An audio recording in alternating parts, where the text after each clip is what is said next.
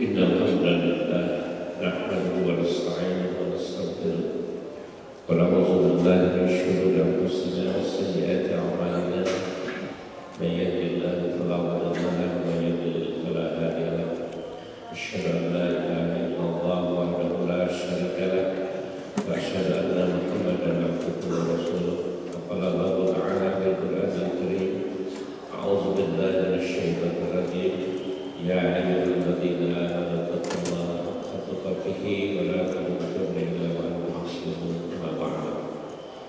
Hari Jumat rahimahullah, ada sebuah ibrah, sebuah pelajaran yang ditampilkan Allah dari perjalanan hari raya Kurban itu, dari sebuah pernyataan anak kecil yang usianya kurang lebih 8 tahun ketika berdialog dengan bapaknya Nabi Ibrahim, ketika nabinya diperintahkan Allah untuk menyembelihnya. Jawaban yang pasti dari anak itu, ya abati if'al ma tu'maru satajiduni insyaallah minas sabirin. Ayah anda tercinta, laksanakan perintah Allah, insyaallah ayah anda akan dapatkan aku termasuk orang-orang yang sabar. Sabar ini mengantarkan peristiwa ini saja kepada kita, dan Allah mengganti Ismail dengan sebuah kitab yang besar. Hari Jumat menurut Allah, sebetulnya apa itu sabar? Sampai-sampai pelaksanaan perintah Allah langsung dilaksanakan sekalipun nyawa harus melayang. Sabar dalam literasi bahasa Arab adalah, terutama dalam Kamus Lisanul Arab, disebutkan as-sabru al-habsu. Sabar itu adalah menahan diri. Kenapa manusia harus menahan diri, harus bersabar? Allah memerintahkan kepada kita agar kita senantiasa bersabar dalam menghadapi persoalan hidup ini.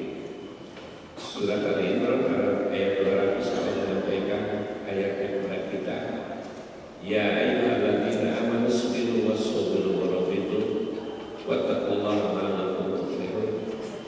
Wahai orang-orang yang beriman, bersabarlah kalian, kuatkanlah kesabaran kalian, dan tetap siap siaga serta bertakwalah kalian kepada Allah agar kalian menjadi manusia-manusia yang beruntung. Sabar di ayat lain kita disebutkan, ya ayyuhalladzina amanu ista'inu bis-sabri was-salati innallaha ma'as-sabirin. Hai orang yang beriman, minta tolonglah kepada Allah dengan cara sabar dan salat. Sesungguhnya Allah bersama orang-orang yang bersabar. Luar biasa sabar ini, sampai Allah menyatakan zatnya yang maha perkasa, yang maha gagah, maha mulia, maha kaya raya, siap bersama-sama orang yang bersabar. Allah memerintahkan kita untuk bersabar. Kenapa Allah memerintahkan kita bersabar? Karena ada salah satu sifat yang ada dalam kita ini adalah khuliqal insanu min ajal. Manusia diciptakan tergesa-gesa. Kalau orang sudah bisa mengatakan, oh tolong, kalau ada kemauan hari itu juga harus ada. Itulah ciri manusia, tidak bersabar. Dan Allah meminta kepada kita agar kita tetap bersabar.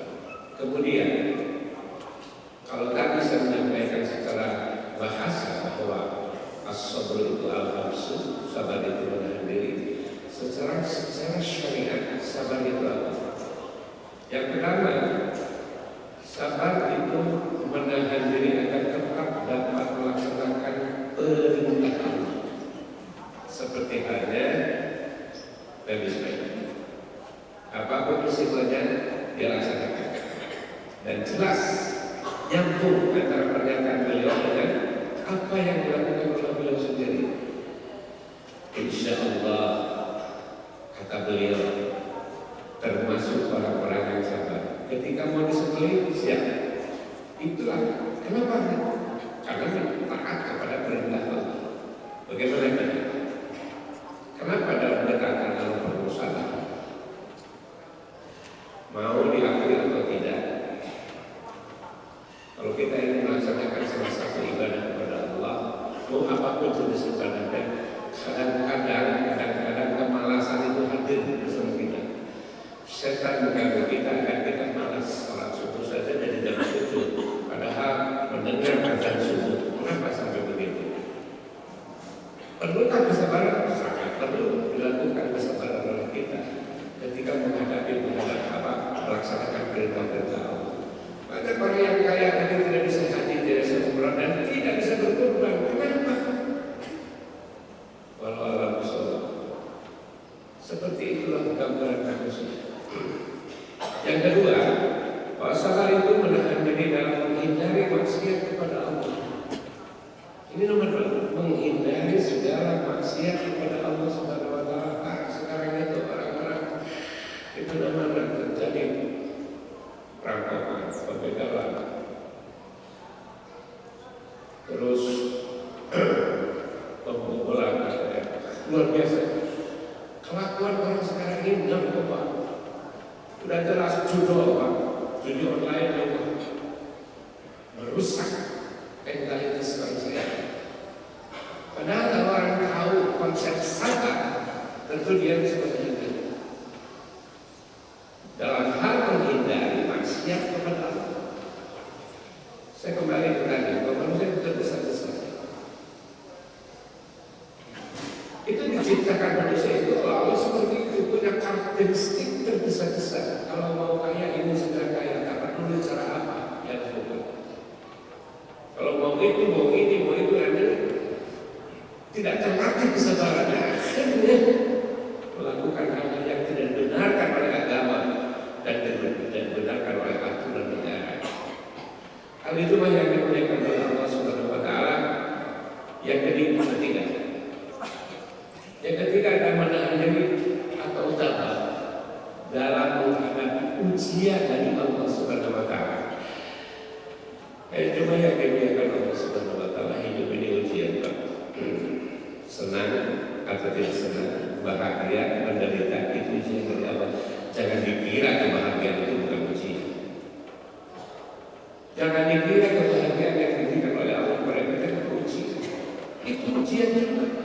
Bagaimana sejauh mana kita bersyukur atas kebahagiaan yang diberikan. Demikian sebaliknya. Bagaimana orang kapan dalam menghadapi ujian pahit dari Allah Subhanahu wa Ta'ala, kesengsaraan, kemalakatan, karena rugi perniagaan dan lain sebagainya. Bagaimana dia tidak lantas akidah terseok-seok menjadi musyrik kepada Allah Subhanahu wa Ta'ala. Oleh jemaah yang memuliakan Allah Subhanahu wa Ta'ala, kita lanjutkan pada khutbah yang kedua. Barakallahu fiikum.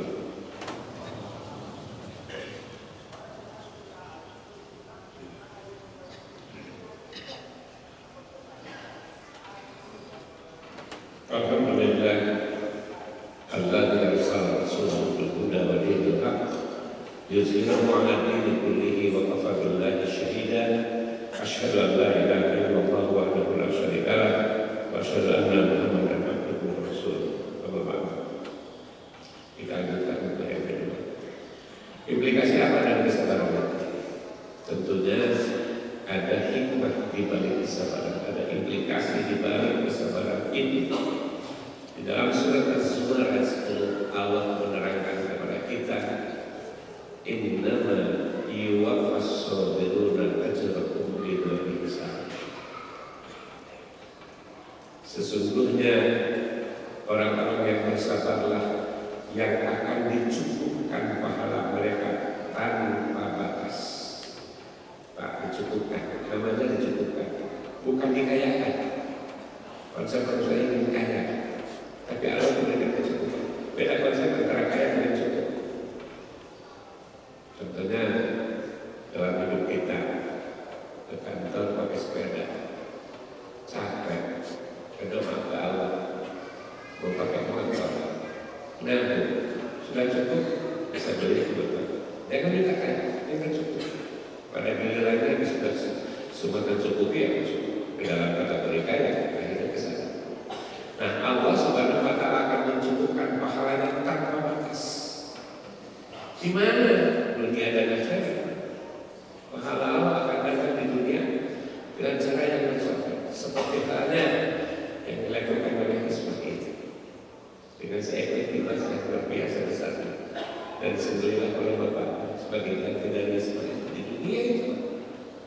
Catatannya dengan sabar. Apalagi di akhir. Tidak ada tempat bagi orang yang sabar kecuali surga. Sekali lagi, tidak ada tempat bagi orang yang sabar kecuali surga. Dan ganjaran pahala yang tidak akan terbatas akan segera dicukupkan bagi orang-orang yang masuk ke dalam surga. Kalau kita umpamanya hanya tahu namanya saja di dunia, hanya tahu saja namanya di dunia, kemudian kita masuk ke dalam surga yang tidak tahu diminta kepada Allah, hari itu detik itu pun ada di hadapan kita. Oh, ini yang saya tahu namanya, tidak tahu barangnya ada. Dan itu yang kebanyakan Allah, luas surga itu tidak seperti Habibur Rahman, tidak seperti Bandung, tidak seperti Jawa Barat. Al-Bifas samawati wal ardh. Luasnya surga itu seluas langit dan bumi. Sudah kemana kita merangkak? Sudah ke utara, ke selatan, dan seterusnya. Hamparan surga yang penuh kenikmatan, seluas langit dan bumi. Apapun di situ terjadi kenikmatan. Kalau Allah menggambarkan kenikmatan di surga, yang namanya minuman itu adalah berbentuk sungai. Nahrun min ma'in ghairi asin. Sungai yang airnya tidak pernah berubah. Kalau di kita kena matahari hijau, di situ matahari enggak berubah sama sekali.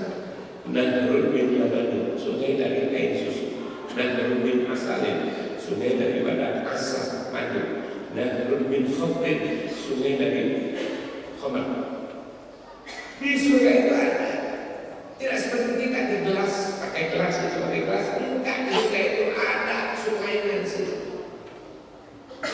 Itu menunjukkan kehebatan surga dan penuh kenikmatan surga. Dan itu semuanya adalah lis-sabirin, bagi orang yang sabar dalam terus melaksanakan perintah Allah, sabar dalam menjauhi maksiat kepada Allah, sabar dalam menyikapi persoalan hidup kita. Karena hidup ini masalah. Hidup ini masalah. Alladzi khalaqal mauta wal hayata liyabluwakum ayyukum ahsanu amala. Dialah yang menciptakan mati dan hidup. Kita dari mati menuju hidup. Sudah hidup, sudah hidup. Liyabluwakum ayyukum ahsanu amala. Agar Allah dapat menguji kalian siapa di antara kalian yang terbaik amal. Masalah, menghadapi masalah baik dan buruk, bahagia dan menderita itu masalah. Sejauh mana orang mendapat kebahagiaan bersyukur kepada Allah, sejauh mana orang diberikan penderitaan, sabar terhadap penderitaan itu. Itu yang dimuliakan Allah Subhanahu wa Ta'ala. Sebuah pernyataan dari Rasulullah SAW sekaitan dengan hal ini.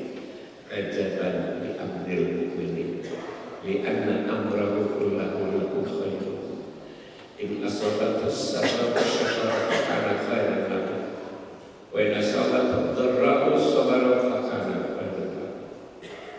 Sangat mencengangkan, menakjubkan perkara yang terjadi kepada orang yang beriman. Ketika dia mendapatkan kebahagiaan yang terlepas, dia bersyukur terhadap kebahagiaan yang diberikan oleh Allah, dan itulah baik bagi dirinya.